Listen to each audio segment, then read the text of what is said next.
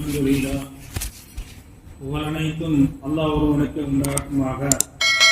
அல்லாஹ்வுடைய மாபெரும் கிருபையினால் 15ஆம் நாள் தராவிஹ் தொழக்கூடிய பாக்கியத்தை அல்லாஹ் நம்மவர்களுக்கு தந்திருக்கிறான். இதற்கு என்ன நன்மை அப்படின்னு பார்க்கின்ற பொழுது, அரிசு குருசு இங்க மலக்குமார்கள் இருக்கிறார்கள். அந்த மலக்குமார்களோடு சேர்ந்து தொழுதால் என்ன நன்மையோ அந்த நன்மையை அல்லாஹ் நம்மவர்களுக்கு வழங்குகிறான். நாம் பார்க்கின்ற பொழுது குர்ஆன்ல ஒரு பிரத்யேகமான ஒரு ஆயத்து இருக்கிறது. நபிகள் நாயகம் ஸல்லல்லாஹு அலைஹி சொல்றாங்க, அந்த ஆயத்தை நீங்க ஓதிக்கிட்டே வந்தா உங்களுக்கு பெரிய ஒரு சிறப்பு இருக்கிறது அப்படின்னு என்ன செய்றாங்க, நபி ஸல்லல்லாஹு அலைஹி வஸல்லம் சொல்லி காட்டுறாங்க. அந்த ஆயத்து என்னங்க, ஆயத்துல் குர்ஸ் சொல்றாங்க. மன் கரஹ, யார் ஓதுகிறாரோ, ஆயத்துல் குர்சி, ஆயத்துல் குர்சியை யார் ஓதுகிறாரோ, எப்ப துபுர குல்ல சலாத்தின், ஒவ்வொரு தொழுகைக்கு பின்னும் யார் ஓதுகிறாரோ அவர்களுக்கு சொர்க்கம் என்ன செய்யறது, அவர்களுக்கு சொர்க்கம் வாஜிபாய் இருக்கிறது. எப்படின்னு சொன்னா, ஒவ்வொரு தொழுகைக்கு பிறகும் யார் ஆயத்துல் குர்சி ஓதுகிறார்களோ அவர்களுக்கு மௌத்து ஒன்றுதான் தடையாக இருக்கிறது சொர்க்கம் கிடைப்பதற்கு. அப்ப ஒவ்வொரு தொழுகைக்கு பிறகும் ஆயத்துல் குர்சி நமக்கு தெரியும். இருந்தாலும் அந்த ஆயத்துல் குர்சிய தொழுதுட்டு துஆ செஞ்சுட்டு நம்ம போயிடாம அந்த ஆயத்துல் குர்சி ஓதுனா நமக்கு சொர்க்கம் கிடைக்குது. அந்த சொர்க்கம் கிடைப்பதற்கு தருவதற்கு மௌத்து ஒன்றுதான் தடையாக இருக்கிறது என்று நபி ஸல்லல்லாஹு அலைஹி வஸல்லம் சொல்லி காட்டுறாங்க. அப்ப யார் ஆயத்துல் குர்சியை இரவு நேரத்தில் ஓதுகிறார்களோ அவர்களுக்கு அவர்களுடைய இல்லத்துக்கு பாதுகாப்பு கிடைக்கும். இதுக்கு நீண்ட வரலாறு நாம் அறிந்திருப்போம். அடுத்ததாக நம்ம பார்க்கின்ற பொழுது, இந்த ஆயத்துல் குர்சியை தொழுகைக்கு பின்னாடி ஓதுனா சொர்க்கம் கிடைக்கிறது.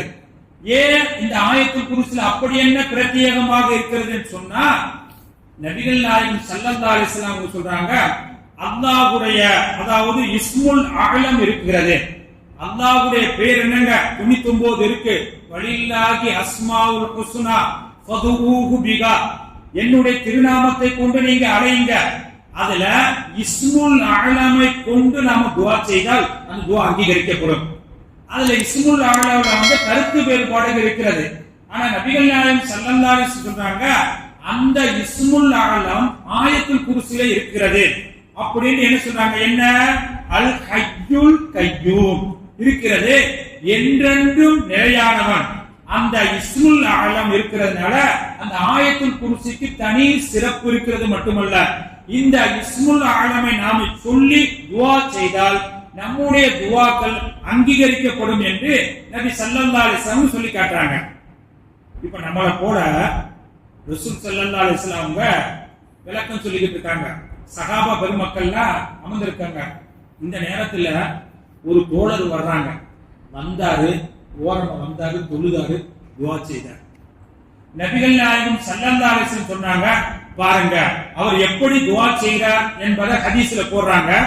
அல்லாஹும்ம இன்னி அஸ்அலுக பி அன்னலக்கல் ஹம்த லா இலாஹ இல்லா அன்த மன்னான் வதீஉஸ் ஸமாவாத்தி வல் அர்த் யாதல் ஜலாலி வல் இக்ராம் யா ஹய்யும் யா கய்யூம் என்று இவர் துஆ செய்கிறார் பாருங்க அப்படின்னு ஸல்லல்லாஹு அலைஹி வஸல்லம் நபி தோழர்களிடத்தில் சொல்றாங்க. அப்ப துஆவுல யா ஹய்யும் யா கய்யூம் என்று சொல்லி துஆ கேட்டா நம்முடைய துஆக்கள் அங்கீகரிக்கப்படும் என்று நபி ஸல்லல்லாஹு அலைஹி வஸல்லம் சஹாபா பெருமக்களுக்கு சொல்லி நீங்களும் இப்படி செய்யுங்க அப்படின்னு சொல்லி காட்டுறாங்க. அது மட்டுமல்ல, இந்த ஹய்யும் கய்யூம் என்ற இஸ்முல் அஅலம் குர்ஆனில 3 இடத்துல வந்திருக்கிறது. ஒன்று சூரத்துல் பக்ரால இந்த ஆயத்துல் குர்சில, இரண்டாவது சூரா அதாவது ஆல இம்ரான் ஆரம்பித்த அலிஃப் லாம் மீம் அல்லாஹு லா இலாஹ இல்லா ஹுவல் ஹய்யுல் கய்யூம், மூன்றாவது சூரத்துல் தாஹா வ அனத்தில் உஜூஹுல் ஹய்யுல் கய்யூம் என்று தன்னுடைய இஸ்முல் அஅலமை குர்ஆனில பாத்தீங்களாக்க 3 இடத்துல வந்திருக்கிறது. இது மட்டுமல்ல, இந்த ஆயத்துல் குர்சியை யார் ஓதி வருகிறார்களோ அவர்களுக்கு கண் திருஷ்டியில் இருந்து பாதுகாக்கப்படும். அது மட்டுமல்ல, சூனியத்தால் பாதிக்கப்பட்டவர்கள் இஸ்லாம் அல்லாதவர்களிடத்தில் எல்லாம் போய் பார்க்கிறார்கள். தேவையில்லை, மார்க்க அனுமதிக்கல. அதன் மூலமாக நம்முடைய 40 நாள் அமல்லாம் பாழா போயிடும். ஆனா இந்த ஆயத்துல் குர்சியை ஒரு குறிப்பிட்ட எண்ணிக்கை இருக்கு. அந்த எண்ணிக்கை அளவுக்கு நாம் ஆயத்துல் குர்சியை ஓதுனா, அதாவது நம்ம சிகிர் செய்வினை இவைகளிலிருந்து பாதுகாக்கப்படும் என்று சொல்லிவிட்டு மேலும் நபி நாயகம் ஸல்லல்லாஹு அலைஹி வஸல்லம் சொல்லி காட்டுறாங்க. இந்த ஆயத்துல் குர்சியை யார் பிரயாணத்தில் போகின்ற பொழுது, இன்னைக்கு நாம பார்க்கின்ற பொழுது பிரயாணம் என்பது மிக மிக கஷ்டமாக இருக்கிறது. அன்றைய காலகட்டத்தில் எல்லாம் பாத்தீங்கன்னா விமானத்தினோட ஆபத்தெல்லாம் அதாவது ரொம்பவும் அபூர்வமா இருக்கும். இன்னைக்கு விமானத்தின் மூலமாக, ட்ரெயின் மூலமாக, பஸ்ஸின் மூலமாக, பைக்கின் மூலமாக, அதாவது விபத்துக்கள் எல்லாம் அதிகமாகிக் கொண்டிருக்கக்கூடிய காட்சியை நாம் அன்றாடம் பார்க்கிறோம்.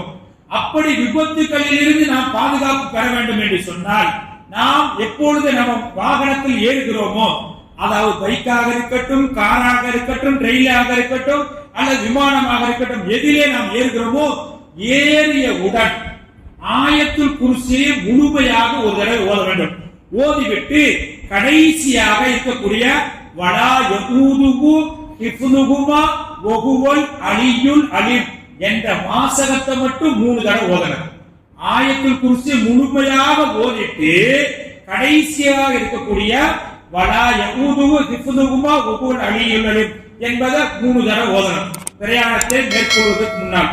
அடுத்ததாக ஈலாஃபி குரைஷின் அந்த சூறாவை முழுவதும் ஓதிவிட்டு கடைசியாக அந்த சூறாவுடைய கடைசியில் இருக்கக்கூடிய வாமனகும் மின் கௌஃப் இதையும் 3 தடவை நாம் ஓதினால் நிச்சயமாக இவர் விபத்திலிருந்து என்ன செய்ய பாதுகாப்பு பெறுவார். மட்டுமல்ல, அப்படி விபத்திற்கு உள்ளானால் இவர் பாதிக்கப்பட மாட்டார் என்று அனுபவ ரீதியாக சஹாபா பெருமக்கள் தங்கள் சொல்லக்கூடிய அந்த செய்திகளை நாம் பார்க்கிறோம். அப்ப இது போன்ற ஆயத்துல் குர்சி ஓதுனா விபத்துக்களில் இருந்து பாதுகாக்கலாம். ஆயத்துல் குர்சி ஓதுனா சொர்க்கத்துக்கு போகலாம். ஆயத்துல் குர்சி ஓதுனா கண்டிஷனில் பாதுகாப்பு பெறலாம். இரவு நேரத்தில் நாம் கண்ணை அயர்ந்து தூங்கிக் கொண்டிருக்கின்ற பொழுது எது வந்தாலும் நமக்கு தெரியாது. ஆயத்துல் குர்சி ஓதுகின்ற பொழுது நமக்கு பாதுகாப்பு கிடைக்கும் என்று நீங்களும் நானும் சொல்லவில்லை. அண்ணல் பெருமான் ஸல்லல்லாஹு சொல்லியிருக்கிறார்கள். அந்த ஆயத்துல் குர்சி ஓதி அல்லாஹ் தஆலா அதனுடைய சிறப்புகளை பெறக்கூடிய நன்மக்களாக உங்களையும் என்னையும் அல்லாஹ் ஆக்கி அருள் புரிவானாக.